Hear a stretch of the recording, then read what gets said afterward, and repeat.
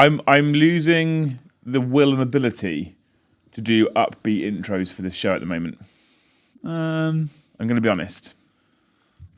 Cocaine is the answer. I'm feeling currently essentially angry, annoyed, embarrassed. All of those. I'm just pissed off. Pissed off. Hey everyone, welcome back to the Saints Network podcast, your weekly dose currently of Southampton-based depression content, because that's what's going on right now. Thank you so much for joining us on this fine Sunday evening. At least we've had over 24 hours to process the nonsense that we saw this particular weekend. If you haven't already, please make sure you hit all those magical YouTube buttons for us. Hit the like button if you enjoy the content. Smash subscribe if you haven't already. And hit that bell notification icon if you want to be notified every single time we go live in the future. Thank you so much to all you people that have been hitting those buttons. You're all amazing. Most importantly, if you want to support us, if your name is Gray in chat and you want to support the channel, you can become a member of the show. You get additional spaces in Discord. We will be doing another members giveaway at some point soon if at the end of the season any one of you are still Saints fans. But you support us, which I was looking at numbers and figures today, and I say this every week, and I need to make sure I'm being honest. We are still operating this show at a loss currently. So thank you so much to you people that support us. If you've got things you want to say about Saints, the club, the transfers, the game we saw this weekend, if you can call it a game, you're also welcome to stick it on things like super chats, postcards as we call them.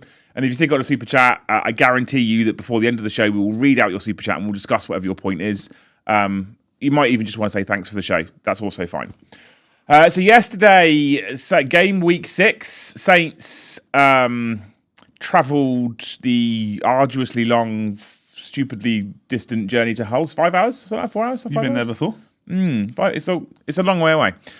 People went up to Hull in terrible weather and pissing rain to go and watch Saints in what, I'll be honest, my gut told me, and my head for that matter told me, that was a game that we should be expecting to win. Yes. Now, I note that before the show started, I think it was Garsty said, Liam is just sitting there like, I don't want to do this. Honestly, Garsty, that was true. In fact, I messaged Ash before we scheduled the stream, and I was like, I'm running out of expletives. I'm running out of names for useless, disappointing, disastrous. So Ash actually came up with Shambolic, and Shambolic is accurate, to be fair. Literal genius, me. I think it's fair that we should be expecting to at least be putting in an absolute shift against a team like Hull. To say we expect to win, I think would be disingenuous after the season that we had last season, to be fair. But if we are going to be challenging for promotion, if we are going to be finishing where all the bookies were predicting that we're finishing and I predicted that we'd be finishing, these are games that we should be challenging in and we should be competitive in. I think it's fair to say that we were not competitive in yesterday's game. Not at all. There's no, I can't say anything more. We weren't at all. Yeah, so that being said, if you look at the statistics of the game, in terms of possession and passes, super competitive. Because we all know that passes win games. Anywho, we did travel up to Hull as a club to go and take on, like I said, game week 6 for the Championship. Spoilers, if you haven't seen already, I'm sure if you're watching the show, you already know, we got battered 3-1. And I said humiliated by Hull. And I think for me, humiliated is probably the right words. Is there... You just hit the nail on the head. You could say all sorts of different types of words about what it is, but after last season's shower of shit, to go and watch a team, and we'll get onto the details and the little ins and outs of it in a minute, who didn't want to run again, no fight, no intensity, no ambition, no passion, no clue, no common sense. Yeah. And I'm not just describing the wife.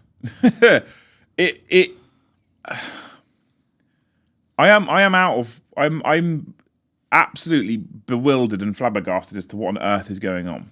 So I think that up until sort of relatively recently, we hadn't looked all that dangerous in attack, and we suggested that part of that issue was the squad, the depth and the squad, the type of players that we had. Sports people have also shouted Sports Republic out, all right, at the moment. That fucking thing has already popped up everywhere. Let's be fair, they backed Will.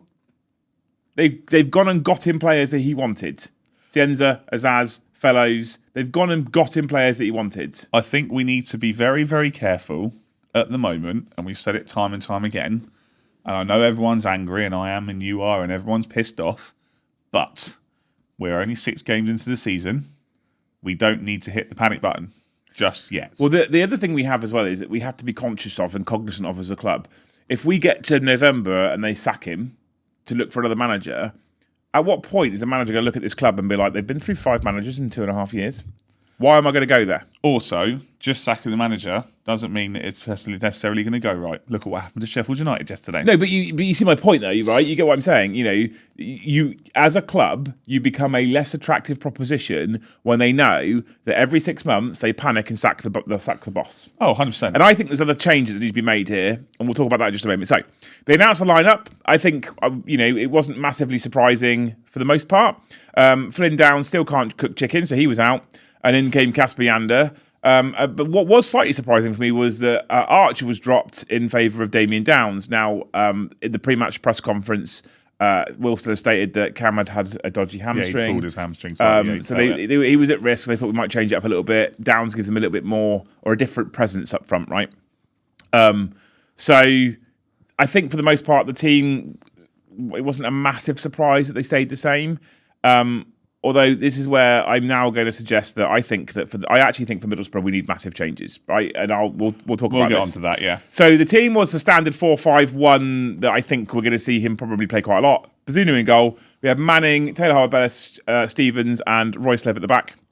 You had Yander and Shea Charles central midfield. You had Ryan Fraser on one wing. You had Tom Fellows on the other wing, Azaz behind the striker, and Damien Downs up front. Right, that was the lineup. And we started okay. We were knocking the ball around a little bit more comfortably. There were some nicer passes going on. It looked a bit more solid. My personal opinion is I think that Yander offered something in midfield that we'd missed with Downs and Charles. I think Downs and Charles are too similar.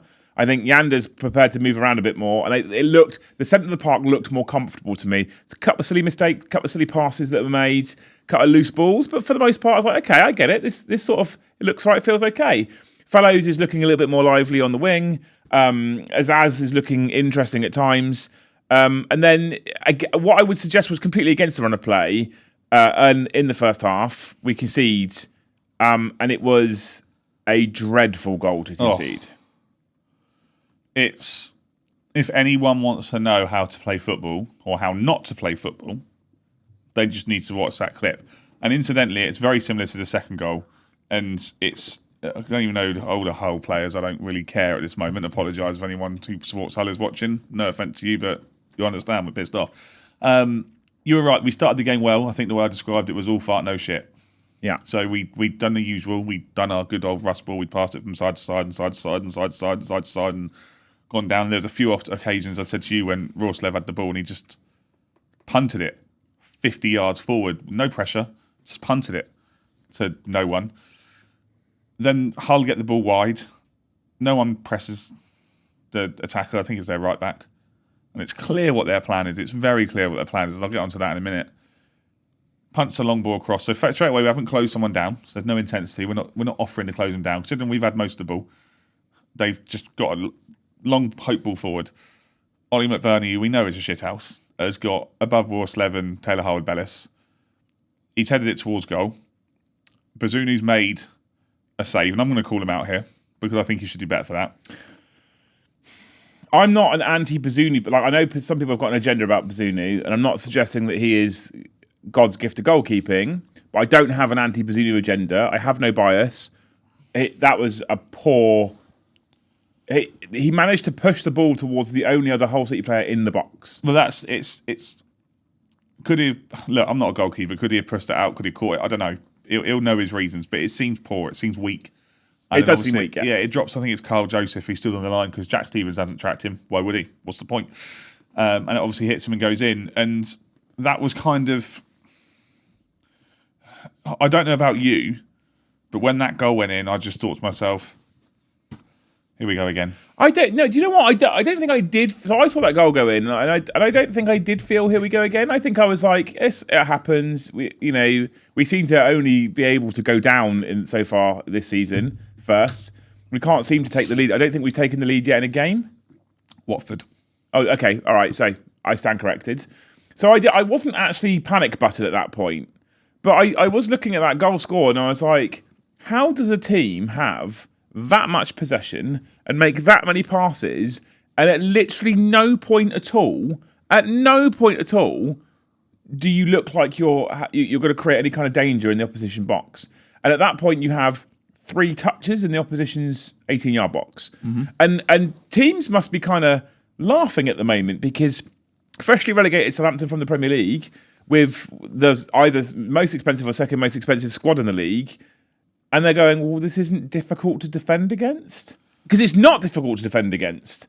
And we don't seem to have, like, Azaz has started to show that he might have that unlocking pass, which is positive. What concerns me is that unlocking pass needs a clinical striker on the end of it. And we saw that shortly after. So shortly after, Azaz picks the ball up, and for once, do you know what? I nearly fell off my chair because I haven't seen it. He gets the ball, he looks up, he just straightforward passes it forwards, and that's where I nearly fell over. I was like, fuck, I didn't know we could do that. He just passed it forwards. He through-balled it between both centre-backs, and I'll give Downs some credit because I'm not a Damien Downs fan at the moment. I give him some credit. He turned, he made the run, and he knocked it wide and gave himself some space to pull the shot off. I think then at that point he needs to do better. And I think to be hitting the target, everyone says he should have scored it. I'm saying at least he needs to be hitting the target and working the goalkeeper. And he drags that shot wide, and I was like, it was a positive. That for me, that's a positive, right? We've taken Azaz has taken a touch on the ball. He's looked up. He's through-balled it straight down the middle, forwards, and then Downs has run onto it and he's had a shot. And I'm like, cool. That for me, with the players that we've got now, that's the kind of football we should be playing. Agreed. We did it once. Well, it took 42 minutes to have our first shot on target. Which was Ryan Fraser. And then... Not the world's most prolific of goal scorers. The full-time whistle went. I wish the full-time whistle went then. The half-time whistle went. The players were booed off. Understandably. It was shit.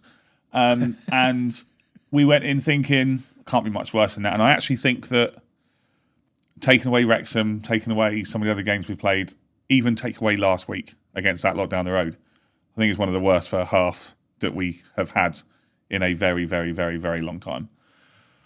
I'm going to also, I'm going to skip a little bit ahead, but I have my man of the match, and this is considering the second half. I have my man of the match for Hull City. Is it Taylor Harwood-Bellis? Taylor Harwood-Bellis. Now, for me, my personal opinion is, we'll talk about the second half. My personal opinion is he needs to be the first name scrubbed off of the team sheet for next week. Yeah, agreed. I would drop him, and I would drop him hard as well.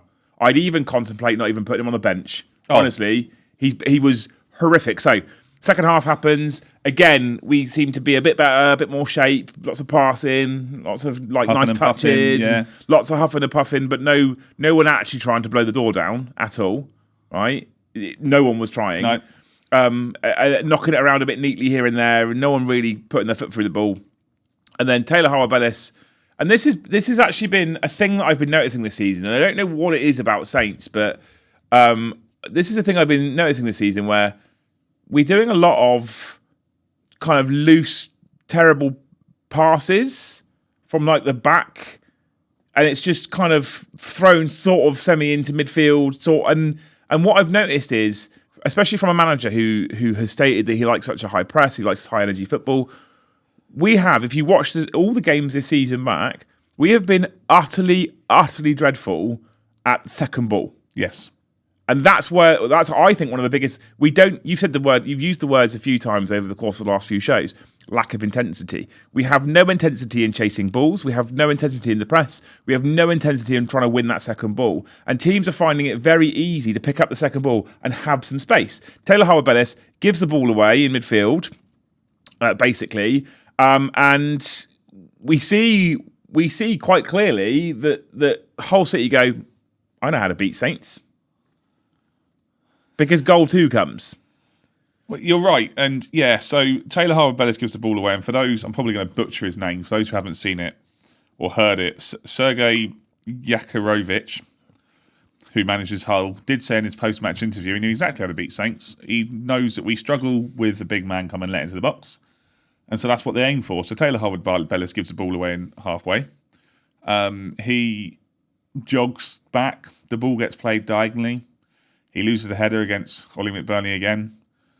Jack Stevens, who's supposed to be tracking John Lundstrom, doesn't track John Lundstrom. We know what he can do. We saw him do it for Sheffield United years and for Rangers when he was there. Tucks the ball away 2-0. And at that point, you know full well it's game over because we can barely have a shot on goal, let alone score. Well, I mean, you've put it in the show notes, word for word. Taylor Howard-Bellis gives the ball away, long ball in, no one tracking Lundstrom, 2-0. Pathetic. It is pathetic. It is pathetic. Absolutely pathetic. And the thing is that he does his usual. If anyone hasn't seen it, he does his usual. He loses the header, he's lost the ball, he turns around and he starts blaming someone else. Yeah. And that is where, as a footballer, I think to myself, just get over yourself, mate. But that was on the hour mark. And we'd seen it. People who follow Alfie on Twitter or X, whatever you want to call it, Twitter, see it. It's not X. Even Football Martin, I think, tweeted it during the game. So there's just nothing to it. It's just back to that side to side to side to side to side to side. It goes forward, lose it, comes back. And I think he should have made changes earlier. And actually, apart from Wrexham where he got away with it, I think it's fair to say, again, not being a Will still out man, because we don't need to hit that panic button yet, his in-game management so far has actually been quite poor.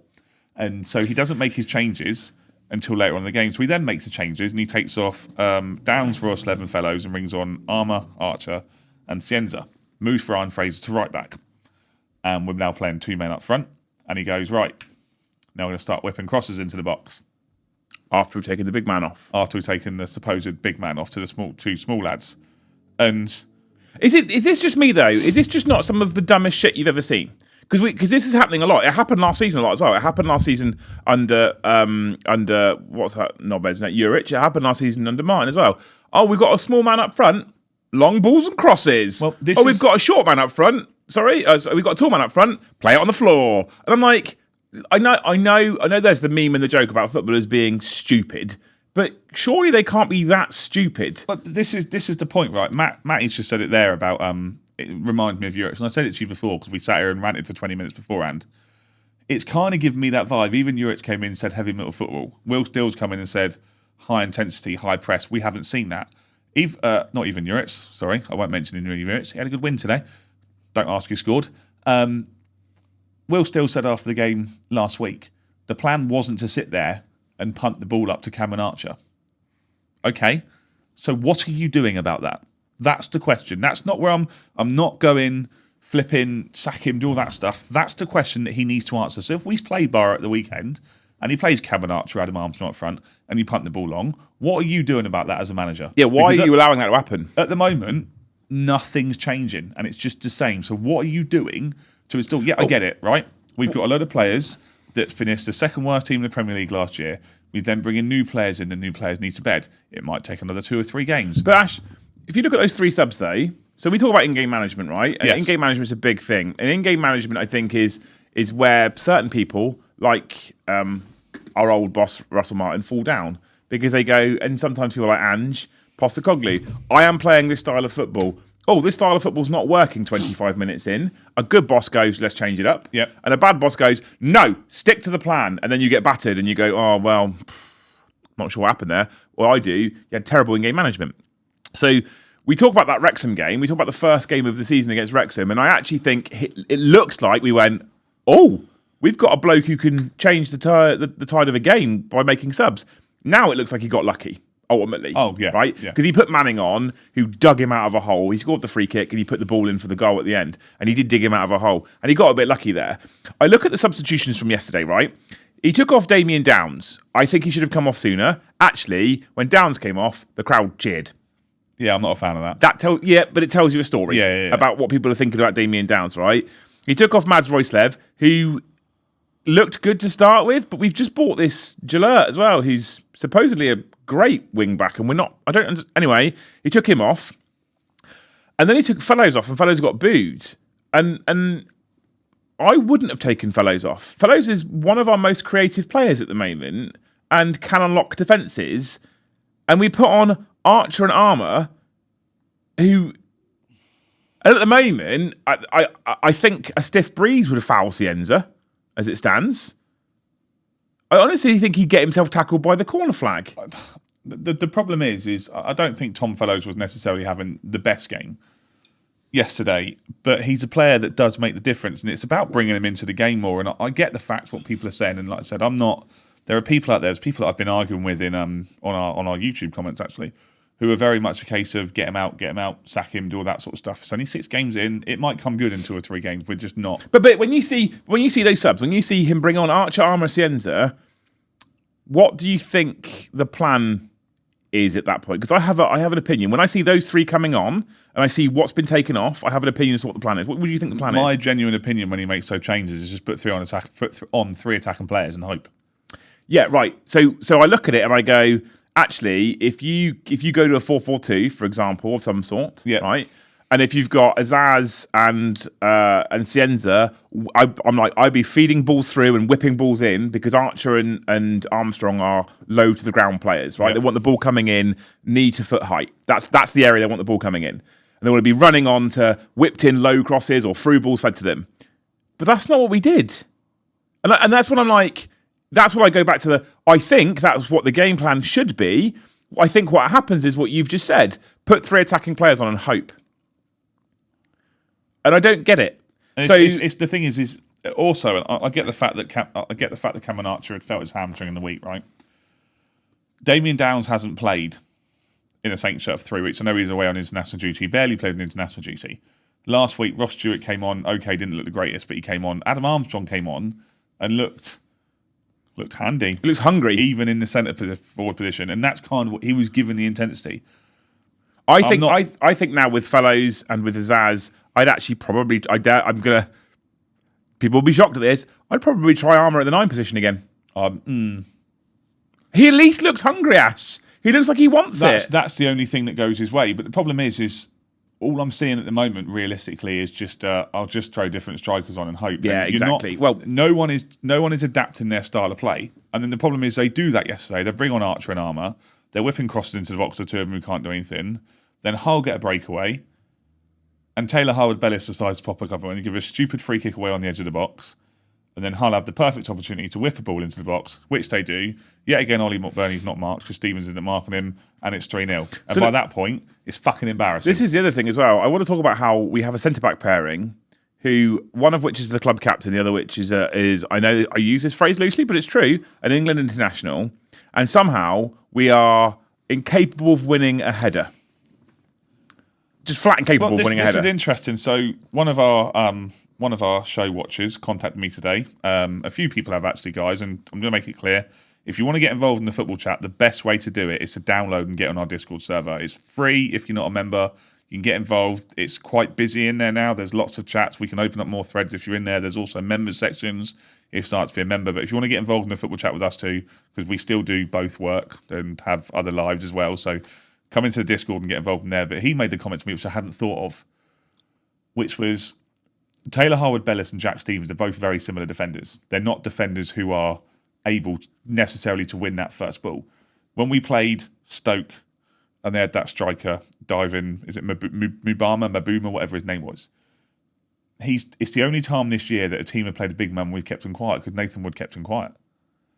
Nathan Wood and Jordan Quashie are the ones that are going to need to play alongside one of these guys to win that ball. I'm seeing nothing at the moment that tells me that Howard-Bellis and Jack Stevens should be the default picks. Nothing. And I said this in a separate chat recently as well. This defence, for the most part, forgetting the right-back position currently, but if you talk about specifically the 2 centre-backs, this is the 2 centre-backs who played the Championship season and did concede a lot of goals. Sorry, it was James that said it. Thank you, James. They conceded a lot of goals. Yes. In the Championship season. And obviously we were lucky enough that we got to the playoff final and went up. They then went into the Premier League and got battered week in, week out. Mm-hmm. We then lost essentially 2 senior players from our back line in Kyle Walker-Peters and Jan Bednarak. Yep. And we thought that that's okay to come into this season with the same centre-backing pair. Like, I was like, with Nathan Wood, the way he's looked, and Ronnie Edwards coming back from QPR, I was like, okay, and we obviously bought Quashie. I thought, cool, okay, I feel like we might have some strength. But I don't understand why Will is defaulting to Taylor and Jack, because they look... I'm gonna say it, right? And I know Jack must be... People say Jack must be the club captain for a reason. I get it. But they look incompetent. Just because he's club captain doesn't mean he has to play. But also, what leadership are you seeing from him? At the moment, nothing. Now, we love the passion that he scored against Wrexham, etc. And we all loved that. It was brilliant. Huzzah, perfect. Yeah, whatever. well done for having passion on the 96th minute or whatever it was. But if you've got a defence like that that's leaking goals, that's when he's changed. And do you know what terrifies me more? We brought all these players in, and I can just see it coming. You'll be there. I'm going to be on my way from work, and at 1:45, to release that lineup on Saturday, and we know what's going to happen. Back 5, we're conceding too many goals. Back 5, and then we'll be like, okay, and it'll be Armour up front because he's looked hungry, and then we'll be punting balls, and it will just be. I personally, and I know we're going to go on to our Middlesbrough preview later. I personally would play. People are going to shout at me for this, but Archer will be fit. I'd play Archer in a 9. I'd play Fellows wide left. I'd play Armstrong wide right. And I'd have Azaz in the middle. Because a lot of people have been saying about Azaz, and I don't think Azaz had his best game yesterday. I watched him a lot for Plymouth, I watched him a lot for Middlesbrough. When he goes quiet, he goes very quiet. But we're not even attempting to try and get him involved in the game as much. Because, again, he's a passenger, just as much as Downs was effectively a passenger. And I'll make it clear, I know we said about the fans cheering Downs when he went off. I don't think he had the best game. I just don't think he was really given much of a chance. It always also feels, somehow, I don't understand how this works, but it always seems to feel like, and I think it's our lack of energy and our lack of competition, because it always feels like we have 10 players, they've got 12. It feels like, in fact, if you consider Taylor Howard better, that's exactly what happened this last weekend, because he was basically playing for Hull. But that's what it feels like. It feels like they always have the man on the overlap, they always have the extra guy, and we don't. And I think it's just lack of energy. So we then conceded that third goal. You put it in here, 3 headers lost in the box, all leading to goals, unacceptable. It is unacceptable, and I think honestly, the defence, the midfield, is starting to take a sort of shape, and I would love to say I can see what they're trying to do going forward, but I can't. But anyway, the defence at the moment, like, it doesn't matter if you can't score goals. I mean, it does matter, obviously, but it matters less if you're just going to continue to hemorrhage goals. So we could have scored 2 yesterday, right? We scored 1 in the 94th minute, whatever it was. We could have scored 2. And guess what? We'd have still lost because we conceded 3. And football's a very simple game, right? You score more goals than them and you win. So it doesn't matter. Like, if we'd have got everything right going forward to yesterday, if we'd have battered their box for 90 minutes and scored 2 good goals, right? But we still concede those 3. We lose. This is the point. So I've just Cameron's right in the chat, guys. Apologies. It was Taylor Howard, but it's supposed to be Markham McBurney. Stevens was Markham McBurney when they almost scored a 4th before we even got that consolation. So we got the consolation goal, and then obviously the full-time whistle went. For those of people who haven't seen any reaction, obviously if you want your match day vlogs, etc., the best person probably to go to is Football Martin. The atmosphere in the away end at that point was toxic, and I think this is getting to a point where people are going, "Oh, it is only." This is where I'm trying to sit on the fence to a degree, because it's 6 games into the season, and I don't want to hit a presser box and go, right, sack him straight away.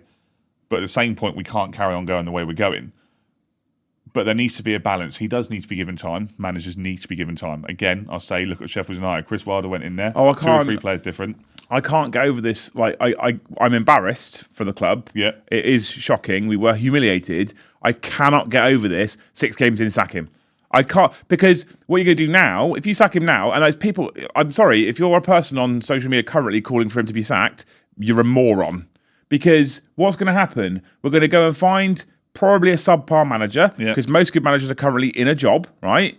You're going to go find a subpar manager who's going to come in and take on Will Steele's squad. So it's not going to get better. It's not like you're bringing in someone at the start of a transfer window. But even then, we did that last season, and we didn't start talking about transfers until halfway through that window. So I don't currently think that the manager is the biggest problem, but I think you're right.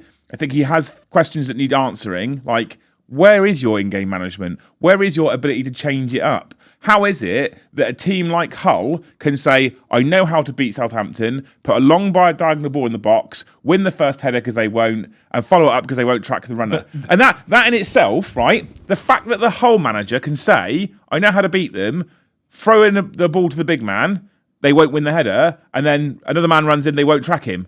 How does he know that? How embarrassing is that for us that he knows we won't win a fucking header and we won't track a runner? That's shocking. Taking away the very basic details of that, Ian's made the point there, and obviously I was about to say this anyway. So, yeah, Ian, I was going to say it. Will Steele is also still learning the division. So if in this point in 6, 7, 8 weeks' time, we've won 1 game, we're still playing the same, then that conversation becomes very, very different. But knowing us, we'll do something stupid. As I said to you before, we'll go up to Anfield on Tuesday and put half decent performance in, lose 2-1, and then or lose crap and then beat Middlesbrough at the weekend. We'll talk about Middlesbrough towards the end of the show, obviously, for the preview. I'm concerned. They did nearly get a 4th goal. And then the other thing as well, and this is where the Ivan Juric kind of similarity comes in. Will Still came to the club and said there's a style that he likes to play and blah, blah, blah. And one of the things he talked about was a high press. Yes. So you went and pulled out some statistics. Yes. We haven't got specific statistics for you, but there is a statistic here. So we've obviously been told about the intensity and such, and I think Matty's just made the point there. At least they would have made enough effort to score those 2 goals, and I think that's the point. We didn't say against Portsmouth. You could potentially understand frightened football. They didn't want to lose the game. There was pressure, but there was no massive pressure on them to this game. We are the second lowest team for winning the ball back in the final third in the division this year. The only team that are below us at the moment are Wrexham, and we know Wrexham play with a low block. That's embarrassing. It's bad. That's embarrassing. For a person who likes a press, that's bad. And I'm not seeing the press anywhere. So the question needs to be then, if this is still the same scenario in 3-4 games, we've got Middlesbrough, Sheffield United, Derby, and then Swansea, I think. It's not a kind few games, is it? Championship is never a kind. This is the point. If we'd have lost 2-1 yesterday, but we actually put performance in, it looked a bit better, Hull got a bit lucky, referee decision or whatever, we'd be sat here right now annoyed going off, for God's sake. But we've seen something. But it was another performance of a lack of effort. I can't think maybe 2 decent halves so far out of 12 this season. Yeah, one thing I will say is it is nice not to be talking about the referee. I think the officials did a fine job. Considering the conditions, I thought he was pretty good. Yeah, I think he did a fine job. We know Armour pulled a goal back. I won't dwell on that. It was a consolation prize. They'd stopped. Hull had switched off, basically. 3-0 up, not going to lose, are they? And then full time goes, and the fans weren't happy. I will add the caveat that I think some of the behaviour was unacceptable. I get fans aren't happy. I get they've travelled a long way. Booing is fine. Some of what I've heard, if it's true, was unacceptable behaviour. But people are clearly fed up, pissed off.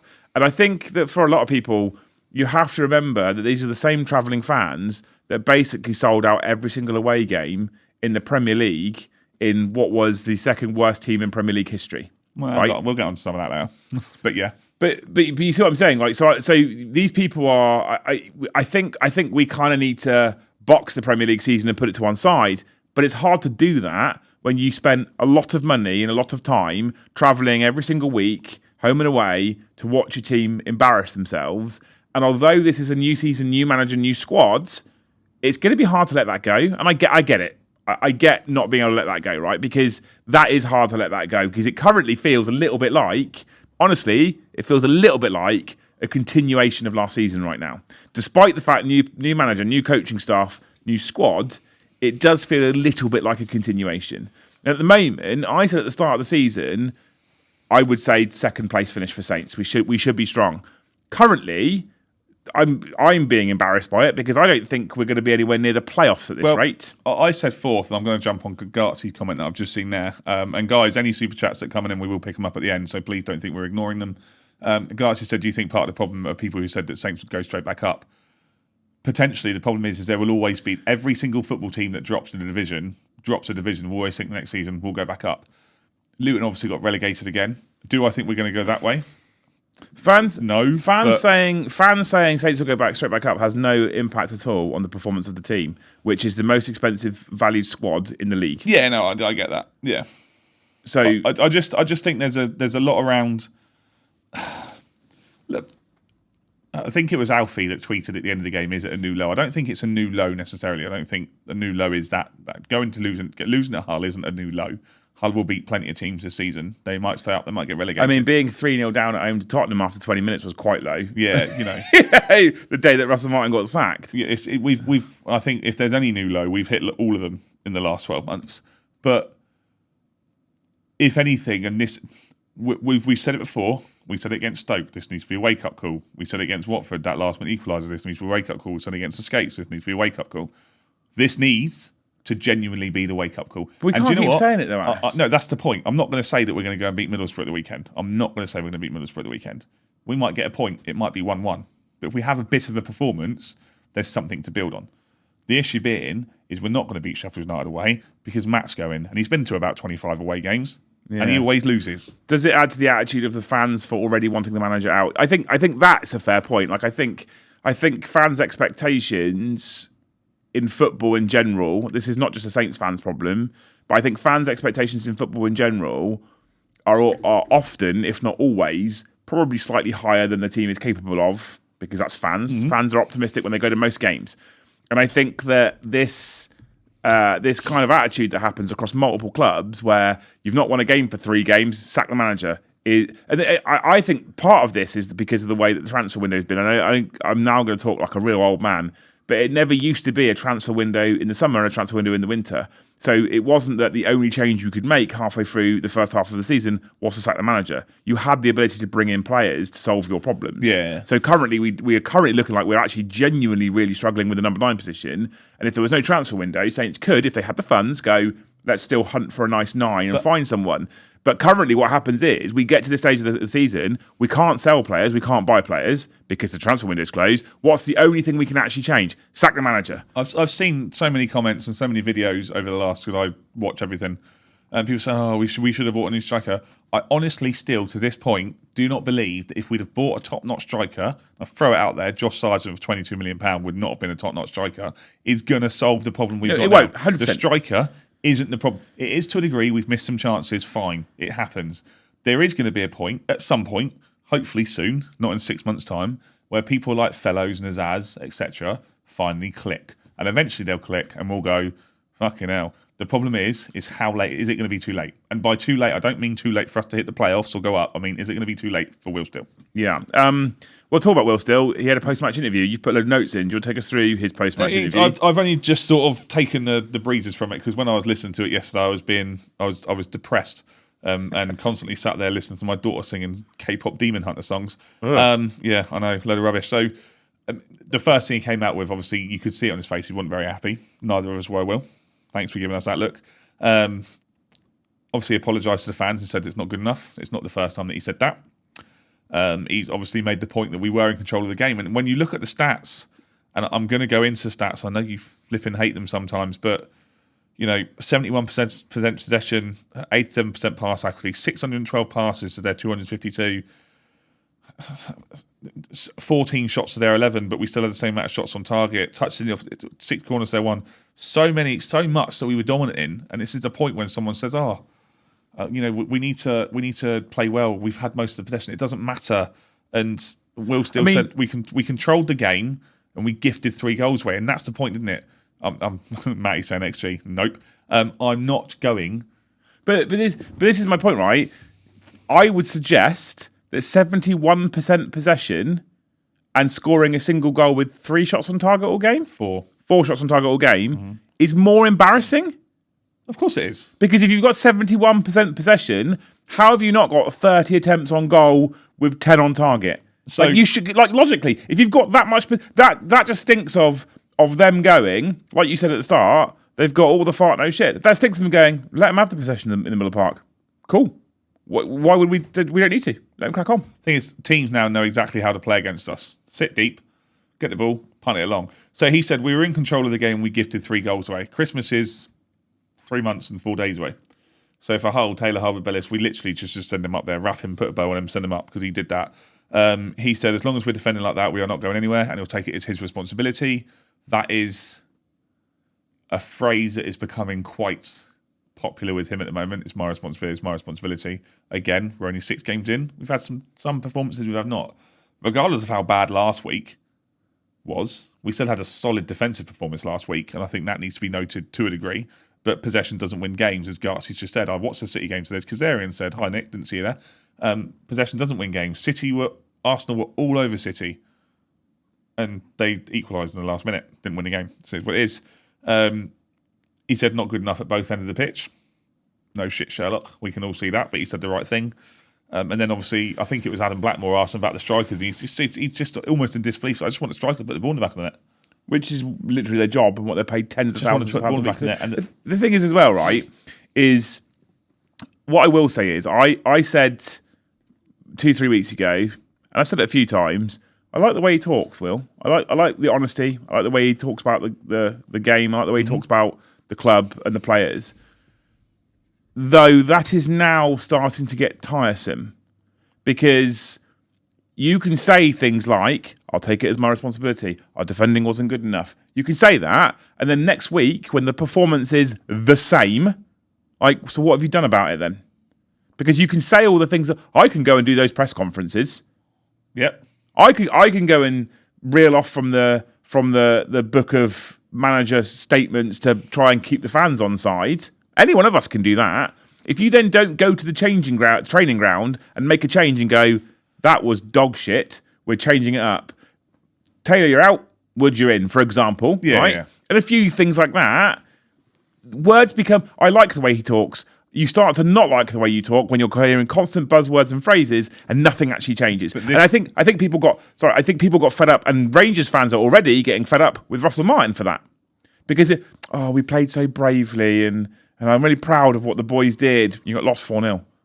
We played so bravely. And people get fed up with that. No, that's nonsense. I don't want to hear that. I do still like the fact that he's not going, the lads played brave and we did really well. He's going, it wasn't good enough. We were terrible. So I'll give him that much. But what I'm saying is, talk only gets you so far before people's patience will run out by going, you've said it's your responsibility a few times, but yet nothing has changed. So if it's your responsibility and nothing's changed, at that point, you can legitimise a sacking.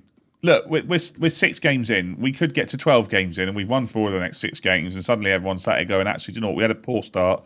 Everyone's alluding to the 5-0 defeat at Sunderland, which was part of a 4-game losing streak that we had exactly. under Russell Martin.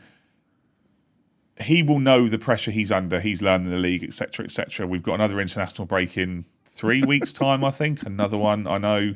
Don't get me started on that, because I haven't even put in what they're doing. Have you seen next season? Yeah. Oh, my God. I haven't even put it in the notes, but just...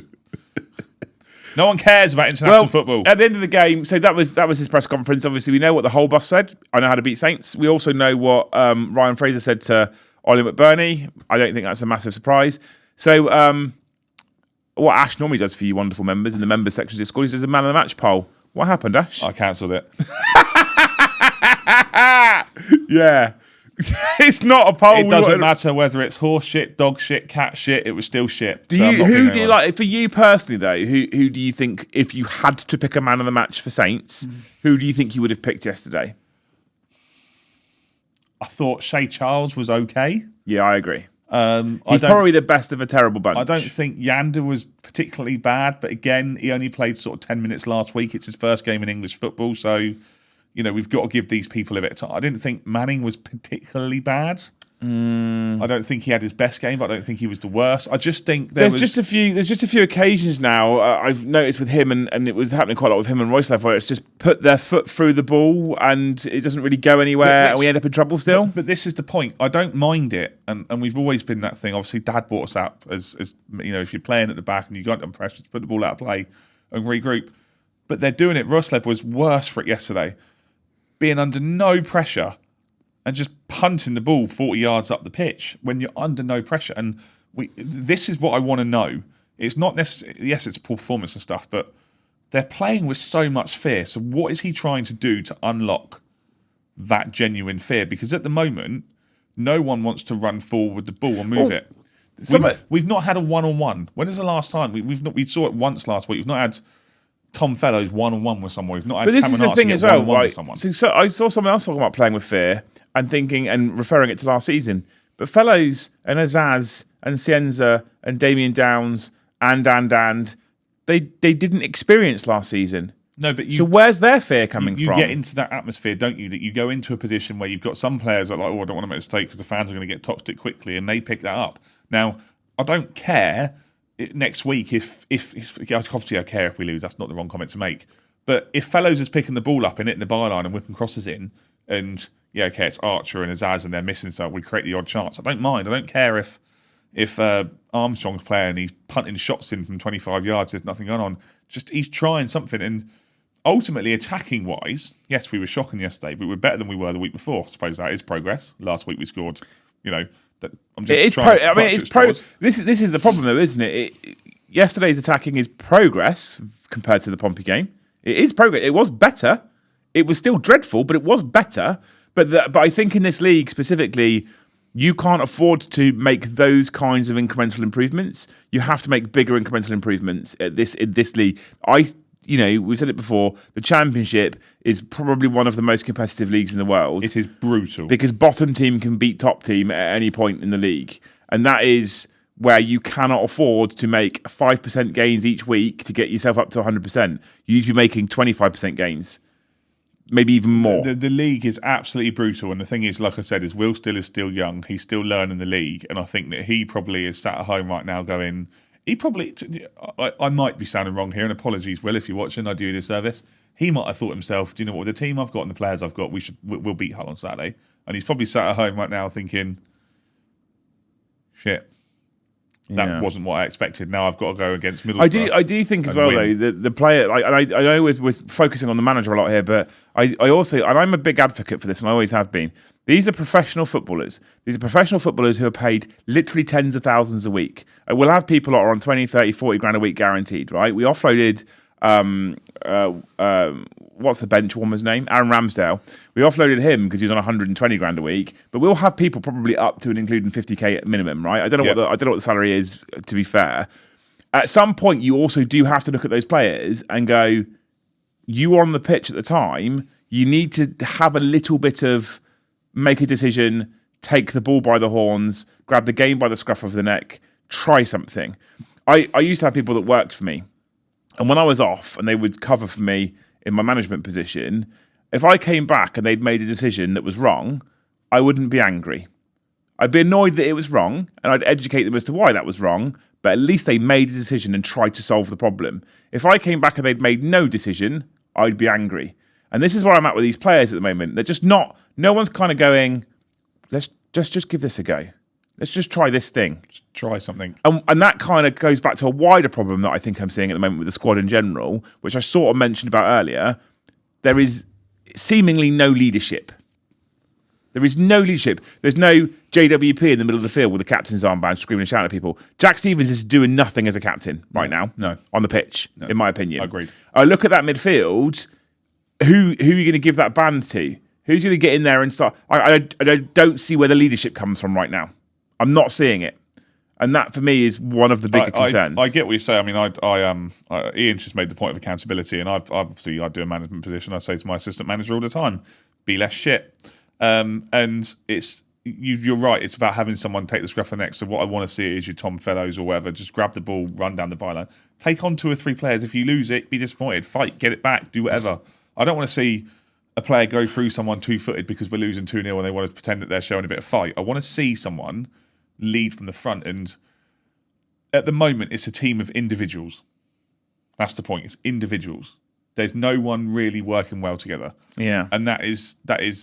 Although, and Stella's right. I hate the rhetoric of every single time an ex-Saints player is potentially available, Saints fans goes, bring him back. I personally hate that. But Romeo is the kind of player that you do want right now. Oh, 100%. Absolutely, he's the kind of player that you 100%. do want right now. Without any doubt. He's a free agent right now, isn't he, as well? He is a free agent right now, although he would definitely get sent off every week. But all joking aside, that kind of character on the pitch is what we don't seem to have at the moment at all. So, anyway. It was a shower of shit, team. It was Ash and I had agreed for the longest time that for the most part, we were going to avoid any kind of foul language on the show. The club and the team are making it increasingly more difficult for him and I to stick to it. If you've noticed over the last couple of weeks, it's been near impossible because you need. I feel bad for it, especially if you got your kids listening to it. But it's the only thing that fits. Everything else just doesn't hit hard enough. It's that bad at the moment. I think. I genuinely think it's that bad. So much so we're in 19th place. I think, aren't we? We are in 19th place. 19th place. Over 100 people watching. If you don't like us swearing, hit the like button. If you do like us swearing, hit the like button. Yeah. But yes, 19th place. Now, interestingly, the other thing to pick up about yesterday was, and this was shared on social media on Twitter with pictures as well, there was a lot of empty seats in the away end that was a sellout.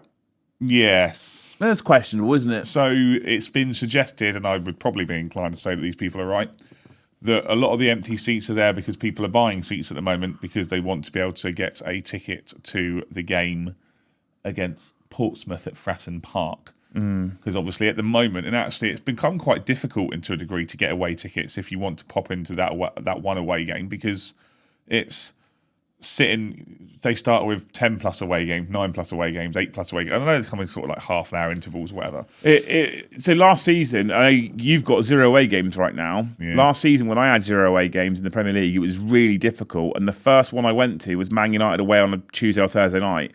Only because it was Manchester on that weeknight was I able to get a ticket, because people were like, well, I'm not travelling that far. And that was how I had to get my first one to start getting me on that ladder, to start getting up the earlier opening brackets for getting tickets. I love away days, as you know, and obviously work and children, etc., aren't allowing that to happen too much.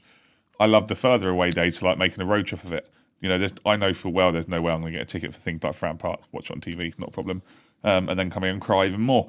But if fans are doing that, and I see it a lot over social media, straight away the minute an away game goes on sale, within minutes, days. Got two spares for Hull if anyone wants them, face value. Just don't fucking go.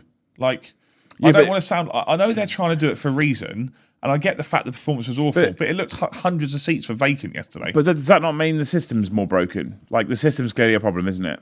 Well, the thing is that the football club will go, well, we've done our bit. We've sold the football ticket to the people that want the football ticket. So this is what I'm saying, the system's broke. So Cameron's right. How they employ this, I don't know, but you shouldn't. Like, so if you have a qualifying away ticket, once that game has passed, it goes onto your system as a qualifying away game, whether you've gone or not. So it should only be validated if that seat is filled at the stadium. If you were to say the only way you validate, so if you buy a ticket for Hull and you're on 4 away games and you don't go, you stay on 4 away games. You don't go up to 5. Yeah, and I get it to a degree. The weather was absolutely terrible in Hull yesterday and all that sort of stuff. And I wasn't working yesterday, and I couldn't make it anyway because of other commitments with family. But you know, there would have been other people that wouldn't have been able to get a ticket that potentially could have gone. Obviously, hindsight, wonderful thing. I don't think anyone would have wanted to go yesterday. True, yeah. But you know, it's sad to see, and I get it. Like, I would love nothing more than to be in a position where I could go to every single home and away game. I really would. It's literally a genuine... Become members. Or everyone become member right now, and I might be able to do that one day. I'd love nothing more than be able to do it, but it's thinking about those fans who necessarily can't get to games. Who would have gone. Who would have gone. Yeah. And, you know, it's all there for a ticket. And you know, not the last time, but last time we played for Pompey in the league, they balloted it. And we got tickets to it because people were too scared to go. I don't know. It annoys me to see, because we're going away there, and you gave praise to all the away fans that went last year, etc. And praise should be given to them, 100%. But how embarrassing do we look when we turn up and there's a massive, great big chunk of the away end empty? Yeah. Do me a favour. Yeah. So wider championship then, we'll race through this towards the end. Wins for Borough and QPR, late winner for Birmingham, Blackburn, Preston, Wrexham. Actually, ignore the Blackburn one, because... Got called off? That got postponed after 80 minutes. Blackburn were 1-0 up and down to Ipswich were down to 10 men, but that was wetter. Have they decided if they're replaying it or not? The rules will make them replay it. Oh, I thought they were waiting on a decision whether they were replaying that or not. They are waiting on a decision, but they will replay it. Something happened in the National League a few weeks ago at Eastleigh, where one of the players, there was a clash of heads. It was 1-1, and after 96 minutes, when the clash of heads happened, there was 60 seconds left to play. Decision after the game was abandoned because of a serious head injury. Replay the game. Shocking. Charlton win at Sheffield United, not the homecoming Wilder one is. So Sheffield United did that wonderful sack, Ruben Sellés. They also had a great big one of our own tifo this weekend with how that man, like the next chairman or whoever it is, director of football that employs Ruben Sellés as a manager should be admitted to the local loony asylum. How he gets jobs, I don't know. I sort of look at that and go, well, if he's going to keep hiring sellers, I might start putting my CV in. No, and do you know what? There was a few... Played a couple of seasons of FIFA. Give me a go. Yeah, the limbs for Birmingham's goal was brilliant. If anyone hasn't seen it, I think it's Josh Windass scored an absolute scorcher for Wrexham. Obviously, I think... do you know what? I've completely not even looked at what the result was between Oxford and Bristol City today. But I know there was a good goal scored in that game. I know Oxford were winning 2-1 at some point. There was a few draws across the division. And yeah, Charlton won at Sheffield United. They didn't just win at Sheffield United. They won in the 94th minute, which meant Nathan Jones did Nathan Jones things and ran down the touchline and broke some bread and drank some red wine. I don't bloody know. I'm not. To be honest with you, I know we normally do the bit as well. I'm not putting Skate Watch in. No, I'm not doing the normal laugh, and the reason why I'm not doing the normal laugh is the Skates got beat. Sheffield Wednesday actually beat them 2-0. Have you seen Sheffield Wednesday's second goal? No. So Connor Shaughnessy, I think it is. The ball's played down the wing. Firstly, first goal, because I know Nick will appreciate this. Cracking free kick from Barry Bannon. I've seen that. Yeah, amazing free kick. The ball's played down the wing, and Connor Shaughnessy's running after it, and I think it's Jaws Brown, or I can't even remember what his name is. He's running down, and then Shaughnessy pulls his hamstring, so he goes to the deck, and Jaws Brown thinks, "Fuck this," just goes for his scores. Bit sportsmanlike, but who cares? Yeah, I'm not sure how I feel about that. But I would do normally I do the big laugh, right? But we're in 19th place. Yeah. So I mean, it's embarrassing they've lost at home to Sheffield Wednesday, but fair play to Sheffield Wednesday for what they're going through, because Portsmouth also, and I would never normally praise them on this show, they also allowed Sheffield Wednesday to take protest banners in and took one themselves.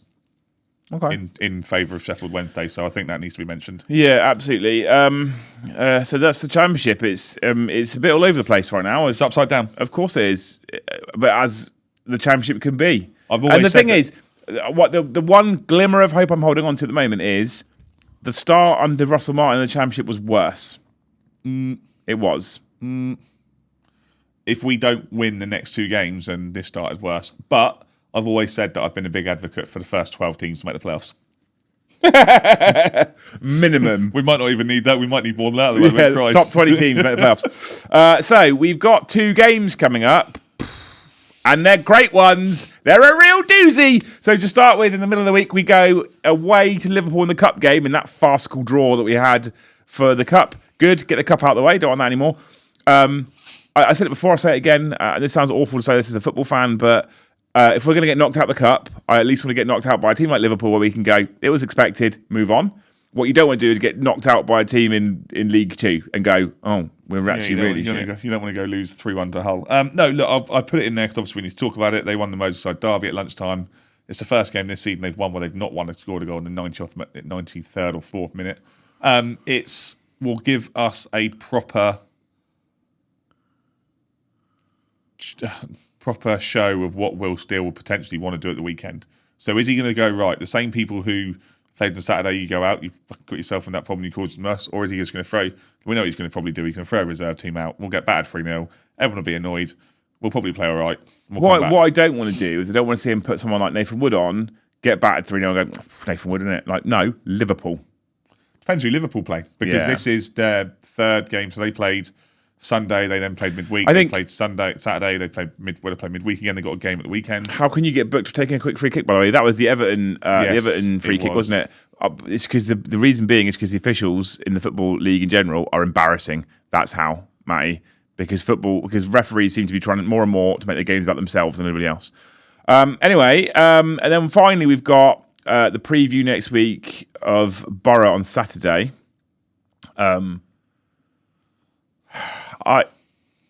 What I wanted to happen this week is I wanted to get 3 more points on the board against Hull, and considering the Skates did get a beat, it would have been a fantastic opportunity to go above them in the league. Yeah, and then feel a bit more confident about Borough. Borough are playing well; they're a good team. We're playing dog shit at the moment. If you were to ask me for a prediction, I'm going to struggle to give you a Saints win. Currently, I'll take a 1-1 draw. Quite frankly.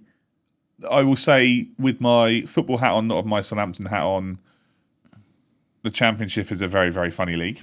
Of course. And we know what happens. So Middlesbrough have played well.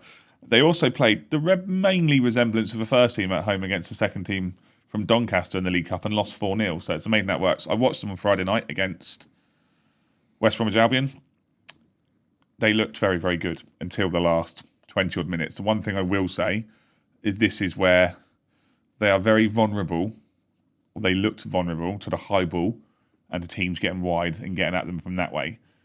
They look very good up front. Hayden Hackney pulls all the strings. They've got a couple of good strikers. They've got some real good experience at the back with people like Alan Brown, etc., who they can bring off the bench. Rob Edwards has done a good job going in there.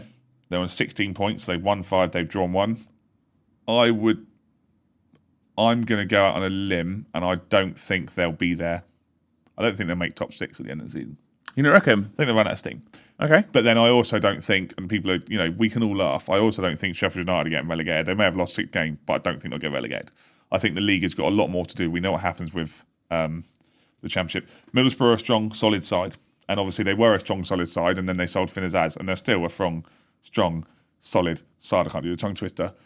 I, like you, though, I will not be predicting a Southampton win because I just can't see us doing it at the moment. So Q meltdown. I'm not predicting a Southampton win, but I flat refuse to ever predict a Southampton loss unless it's someone like Liverpool in the Cup. So I'm going to go for a draw, just because I refuse to predict a loss. And you'll learn that about me, chap. I will never predict a loss. I would normally predict a loss. I don't know, if they can't, and I've said this a lot as well, if they can't come back from something like they did last Saturday on this Saturday with a bit of a performance of the fans, even if it's a 1-1, then, and I'll predict a draw, make that clear now, I'll predict a 1-1. If they can't come back with something this weekend, then we've got a problem. Yeah. We've got a big problem. What I would also like to see, talking about the preview for the game, is I would like to see some changes. And for me, there's a big thing there's mostly three players I'd like to see, maybe four. I actually would probably start McCarthy. Honestly, I think he looked really good in the Cup game. I would start McCarthy. I would drop Taylor for Nathan Wood immediately. Yeah. And I would probably actually drop Mads for Gillette at the moment. And then who goes up front at the moment is a lottery because I don't know if anyone feels with confidence. I would go Fellows wide, Cameron Archer up front, Azaz behind Archer, and I'd go Adam Armstrong on the other wing. Okay, interesting. There we go. So that's the preview. Let us know what you think in the comment section below after the show, because normally the comments run out of steam by the time the next game happens anyway. And Ash does read all of the comments. I read a lot of them, not all of them. You can also let us know in the Discord server what you think the score will be. Maybe we do some competitions around scores in the future. We'll see. Yeah, we have got a few super chats from you wonderful human beings as well. So thank you so much for some level of financial support for the show. We have got £2 from Dotsy, who just donated £2. Thank you very much. You're a legend. Adam Niola? I'll say Niola. I don't want to muddy your name too much. Thank you for the $5. Shambolic defending, agreed. Thought about it yesterday. We've only had 4 home games where we left happy since last August. It's bad, isn't it? It's awful. We've won 3 games in 40 something. Yeah, something like that. And it's not necessarily. We had a lot of excitement about the transfer window. We beat Wrexham. And actually, it's worth remembering. We may have lost at the weekend. It's actually only the second loss in 6. We've actually not lost 4, and I know that's fine margins. And it is a championship, and the championship is fun. There you go, spot on pronunciation. You got it right. Look at that. I like to try. For the people that send us money, I like to try. Thank you so much, Adam. You're a legend. So just not Albert Grunbeck. Don't. But we've only lost 2, and I don't think the one against Stoke was necessarily that bad. Yesterday was bad. I think you're right. I think we need to make some changes. We'll find out on Tuesday whether he's going to play Bazunu or not. If Jaws Long starts on Tuesday, then I think McCarthy might end up in goal on Saturday. Okay, interesting. I don't think Jaws Long will start. But yes, Shambolic defending 100%. Adam, you are 100% right. I think it was just absolutely diabolical. I don't think George Rung will start because I don't think he wanted to be a cricket score. But yeah, this is where I'm like, I don't like booing the team 6 games in. I don't like booing decisions 6 games in. I don't like booing the players 6 games in. I don't like booing those things. I also, and for me at the moment, I'm not at the place where I'm booing them necessarily. However, because I have compartmentalised last season and this season. Yes. It's 2 different experiences because the Premier League is a different experience. So I've gone, draw a line in the sand, that's done, new boss, basically new squad, half the squad's changed. He's building a brand new system, squad. In what you said last week, you were quite right, was deep-rooted rubbish under Russell Martin. Like you said, I don't think people understand the damage that he did to the football club, and I think you're right. So I'm not at the booing stage, I'm not at the sacking stage, for that matter. What I will say, though, is I do understand from fans that can't compartmentalise, who have followed them all last season and watched what is a shower of shite. And like Adam says, 4 home games where we've left happy since August is bad. But there's a question that Dotsy asked, and I think it was Dotsy that put it in. I would be interested to see on Tuesday against Liverpool whether we re-see Joe Aribo, Samadozi, etc. Because I generally believed, I'm a big fan of Joe Aribo. I think he could do a good job in the squad, in the team at the moment, but that's just me. I think both of them could. I just want someone to get the ball. And I know Cienza's only had a couple of substitute experiences. I just want people to start taking some players on, grow some fucking balls, and show what they want to do. Right then, as well, Matty came in with another $2. What does Will need to do to unlock this team? I think he needs to. This is a hard one to answer. Take him for a swim in Loch Lomond. I think he needs to find a couple of natural leaders, and I think he needs to figure that out pretty fast. And I like I said already, I don't think we currently have those people. And I think if you bring in someone like Nathan Wood, and then you drop him again, and then you need a person who is consistently performing to be your natural leader. At the moment, I think the only real consistent performers have been probably Ryan Fraser and Shea Charles. Yes. And I think maybe we lean on those two people as the natural leaders in the squad. I think that our centre-backs, because the other thing you have to remember about the creative part of the team is, and we touched on this earlier, the creative part of the team will get to a point where they'll go, what is the point if our defence is just going to leak a goal every time they go forward? And there is that, right? There is that argument. At which point, creative players need to be able to play with a level of creative freedom whereby if they give the ball away, because when you have creative freedom, that is a very real possibility because you're trying to thread that through ball or you're trying to play that clever pass. And you need to know that when you do that, if it goes wrong, the midfield and the defence behind you will cover your arse, pick up the slack and shut down whatever they do. At the moment, we don't have that creative freedom. We're not playing with that freedom. And this is where I think the fear is coming from. Because the fear comes from, if we give the ball away, bang, bang, bang, goal, they've scored. But and Charlie's just made a point, I've completely forgotten it. Jay Robinson started off the season absolutely wonderful. Was he? Yeah.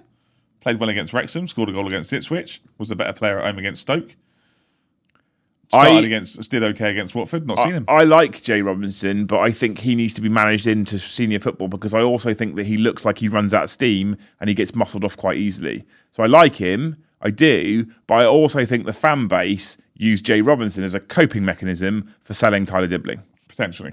Is my honest opinion. Not a bad shout, to be fair. And I think that the potential is that his ability and his performances were inflated by we've accepted we've sold Dibbling, but look what we've got who's just as good. And I'm not saying Jay Robinson's bad. I'm just saying that I understand giving him game time, but not giving him 90 minutes every single week. Yeah. Well, we'll just have to wait and see. But I think the team on Tuesday will be very obvious because no one's going to go into that game thinking we can win and get results. We just need to put out some players who need some minutes, get some sharpness. And then scrap it. Throw flipping Ross Stewart up front and do whatever you need to do. Throw Joe Aribo and throw Sam Edozie in. And if one of them looks half decent, throw him on the bench on Saturday and see what we can do. But it's all got to be about Saturday. And nonetheless, at 8 p.m. next Sunday, we'll be live again for that show after the game against Middlesbrough. And I'm hoping we have something to smile about, even if it isn't necessarily a victory, something to smile about. This is our 100 people that get together every Sunday to have our group therapy session, right? That's what it is right now.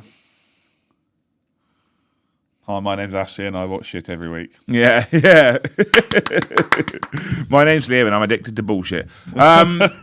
So we'll be live again next Sunday at 9 o'clock, and I'm hoping at 8 o'clock. Sorry, I'm hoping I'm not sat there trying to write a thumbnail on a title that's like, how can I use different words for utter dog shit? Because that's where we're at right now. I have to start going on Microsoft Word and using synonyms.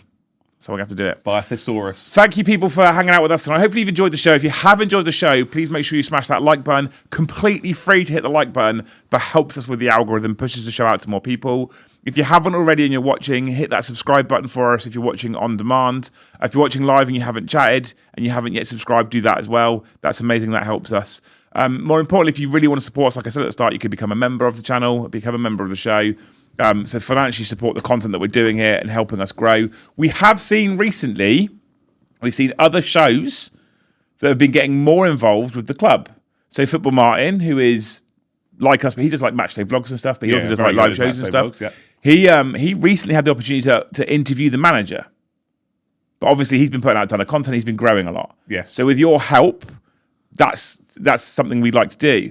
I think it was last week or the week before, he was able to go into the press conference. There's something we'd like to be able to do. Yes. So there's things we'd like to be able to do. We can do that with your support. So thank you so much for your support so far. You're all amazing. I think that covers it all. Just, again, guys, if you want to carry on the chat as well, don't forget to leave score predictions in the comment underneath the video after the fact. And if you're not in it, get involved in the Discord server. It's very busy. Get involved in the last chat. Are you ready for a no and cool? No, I'm not in the mood for that today. No. I mean, I'll say it. Anything you want to say, Ash, before we go? Up the Saints. Up the Saints. Thank you so much for watching. We'll see you in the next one.